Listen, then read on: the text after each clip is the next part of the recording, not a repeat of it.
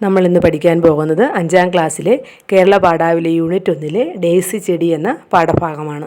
പാഠത്തിലേക്ക് കടക്കുന്നതിന് മുമ്പ് ചാനൽ ആദ്യമായി കാണുന്നവരാണെങ്കിൽ ലൈക്ക് ചെയ്തും ഷെയർ ചെയ്തും സബ്സ്ക്രൈബ് ചെയ്തും സപ്പോർട്ട് ചെയ്യണേ. ഒരു കിളിയും പൂവും തമ്മിലുള്ള സ്നേഹബന്ധത്തിൻ്റെ മനോഹരമായ ഒരു ആവിഷ്കാരമാണ് ഡെയ്സി ചെടി എന്ന കഥ. നമുക്ക് പാഠഭാഗം വായിക്കാം. ഡെയ്സി ചെടി. നാട്ടിൻ പുറത്ത് പാതയോരത്തുള്ള ആ സുന്ദരമായ വീടിന് മുന്നിൽ ഒരു പൂന്തോട്ടമുണ്ട്. ചുറ്റും വേലി കെട്ടി ഭംഗിയാക്കിയിരിക്കുന്നു. ഒരു കുഴിയുടെ വക്കത്ത് പച്ചപ്പുല്ലുകൾക്കിടയിലായി ഒരു ഡെയ്സി ചെടി ഉണ്ടായിരുന്നു. നല്ല സൂര്യപ്രകാശം കിട്ടുന്നതുകൊണ്ട് അത് നന്നായി വളർന്നു വന്നു. ഒരു പ്രഭാതത്തിൽ അതിലൊരു പൂവിടർന്നു. നടുക്കു മഞ്ഞ നിറവും ചുറ്റും വെള്ള നിറവുമുള്ള പൂവ്. പുല്ലിനിടയിൽ തന്നെ ആരും കാണുന്നില്ലല്ലോ എന്ന് ഡെയ്സി ചിന്തിച്ചില്ല. സംതൃപ്തിയോടെ അവൾ സൂര്യന് അഭിമുഖം നിന്നു. അന്തരീക്ഷത്തിൽ ഉയർന്ന വാനമ്പാടിയുടെ സംഗീതം കേട്ട് രസിക്കുകയും ചെയ്തു. പൂ വിചാരിച്ചു, എനിക്ക് കാണാനും കേൾക്കാനും കഴിയുന്നുണ്ട്. സൂര്യൻ എൻ്റെ മേൽ പ്രകാശം ചൊരിയുന്നു. കാറ്റ് എനിക്ക് ഉമ്മ തരുന്നു. ഞാൻ എത്രമാത്രം അനുഗ്രഹീതയാണ്. തോട്ടത്തിൽ പല ചെടികളും അഹന്തയോടെ തല ഉയർത്തി നിൽക്കുന്നുണ്ടായിരുന്നു. സുഗന്ധം കുറഞ്ഞവയ്ക്ക് ആർഭാടം കൂടുതലാണ്. നിറമുള്ളവയും വലിപ്പമുള്ളവയും തമ്മിൽ മത്സരിച്ച് ശ്രദ്ധിക്കപ്പെടാൻ തല ഉയർത്തി നിൽക്കുന്നു. വേലിക്ക് സമീപമുള്ള ഡെയ്സിയെ ആരും ശ്രദ്ധിച്ചില്ല. ഒരു വാനമ്പാടി ശബ്ദിച്ചുകൊണ്ട് താഴെ ഇറങ്ങി. അത് പറന്നു വന്നത് ഡെയ്സിയുടെ അടുത്തേക്കുള്ള പുല്ലിലേക്കാണ്. വാനമ്പാടി ചുറ്റും പാടിക്കൊണ്ട് നൃത്തം ചെയ്തു. എന്നിട്ട് സ്വയം പറഞ്ഞു, എന്ത് മാർദ്ദവമുള്ള പുല്ല്! സ്വർണ്ണ ഹൃദയവും വെള്ളി ഉടുപ്പുമുള്ള എത്ര മനോഹരമായ പൂവ്. ഡെയ്സിയുടെ സന്തോഷത്തിന് അതിരില്ലായിരുന്നു. പക്ഷി പൂവിന് ഉമ്മ കൊടുത്തു, പാട്ടുപാടി, എന്നിട്ട് നീലാകാശത്തിലേക്ക് പറന്നുയർന്നു. പാതി നാണത്തോടും നിറഞ്ഞ സന്തോഷത്തോടും കൂടി അവൾ തോട്ടത്തിലെ മറ്റു പൂക്കളെ നോക്കി. മറ്റു പൂക്കളുടെ മുഖം കോപം കൊണ്ട് ചുവന്നു. ചിലർ അസൂയ കൊണ്ട് മുഖം തിരിച്ചു. ഒരു കൊച്ചു പൂവായതിലും പുല്ലുകൾക്കിടയിൽ വളരാൻ കഴിഞ്ഞതിലും ഡെയ്സിക്ക് സന്തോഷം തോന്നി. സൂര്യൻ അസ്തമിച്ചപ്പോൾ അവൾ ഇതളുകൾ മടക്കി ഉറക്കമായി. രാത്രി മുഴുവനും അവൾ സൂര്യനെയും വാനമ്പാടിയെയും സ്വപ്നം കണ്ടു. പിറ്റേന്ന് പ്രഭാതത്തിൽ വാനമ്പാടിയുടെ ശബ്ദം വീണ്ടും കേട്ടു. പക്ഷേ അതിൻ്റെ പാട്ട് തികച്ചും ദുഃഖപൂർണമായിരുന്നു.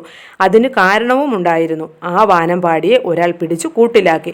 സ്വതന്ത്രവും ആഹ്ലാദകരവുമായ സഞ്ചാരത്തെക്കുറിച്ചും പച്ചവയലിലെ ധാന്യമണികളെക്കുറിച്ചും ഓർത്ത് പക്ഷി വിലപിച്ചു. ആകാശത്തിൽ ഉയർന്നു പറക്കാൻ കഴിയാതെ ആ പാവം ഇടുങ്ങിയ കൂട്ടിൽ തടവുകാരനായി.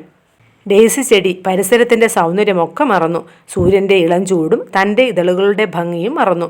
തടവിലാക്കപ്പെട്ട പക്ഷിയെക്കുറിച്ച് മാത്രമായി ചിന്ത. തനിക്ക് അതിനെ രക്ഷപ്പെടുത്താൻ കഴിവില്ലല്ലോ എന്നും അവൾക്ക് തോന്നി. ആ സമയം 2 ആൺകുട്ടികൾ അവിടെ എത്തി.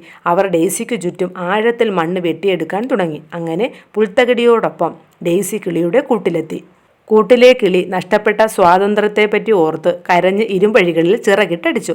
കൊച്ചു പൂവിനാകട്ടെ സംസാരിക്കാൻ കഴിയാത്തതുകൊണ്ട് ആശ്വസിപ്പിച്ച് ഒരു വാക്കു പറയാൻ പറ്റിയതുമില്ല.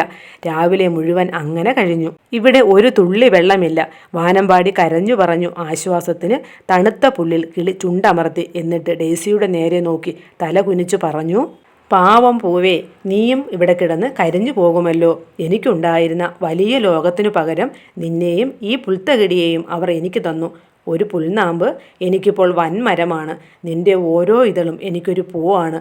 കഷ്ടം, എനിക്ക് നഷ്ടപ്പെട്ടതിൻ്റെ വില ഞാൻ ഇപ്പോൾ അറിയുന്നു. എനിക്ക് ഈ പക്ഷിയെ ആശ്വസിപ്പിക്കാൻ കഴിഞ്ഞെങ്കിൽ ഡെയ്സി വിചാരിച്ചു. വൈകുന്നേരമായി.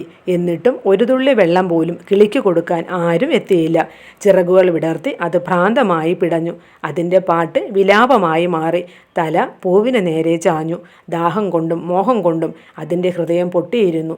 ഡെയ്സിക്ക് തലേന്നത്തെ രാത്രി പോലെ ഇതളുകൾ മടക്കി ഉറങ്ങാൻ പറ്റിയില്ല. 2 കുട്ടികളും പിറ്റേന്ന് പ്രഭാതത്തിലാണ് എത്തിയത്. മരിച്ചു കിടക്കുന്ന കിളിയെ നോക്കി അവർ വിലപിച്ചു. ഒരു ശവക്കുഴി ഉണ്ടാക്കി അത് പൂക്കൾ കൊണ്ട് അലങ്കരിച്ചു. ഒരു ചുവന്ന പെട്ടിയിൽ പക്ഷിയുടെ ശരീരം വെച്ച് ശവസംസ്കാരം നടത്തി. പുൽത്തട്ട് ഡെയ്സി ചെടിയോടൊപ്പം അവർ നിരത്തിലേക്ക് വലിച്ചെറിഞ്ഞു.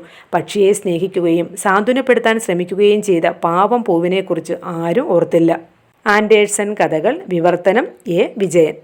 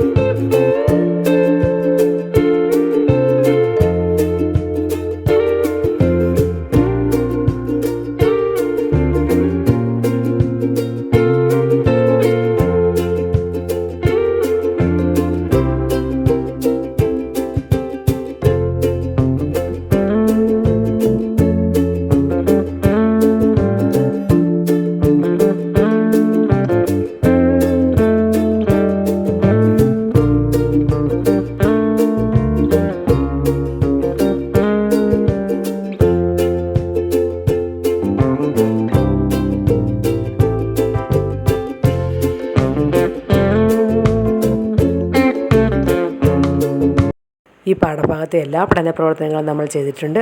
നിങ്ങൾക്ക് ഇത് ഉപയോഗപ്രദമായെങ്കിൽ കൂട്ടുകാർക്ക് ഷെയർ ചെയ്യണം.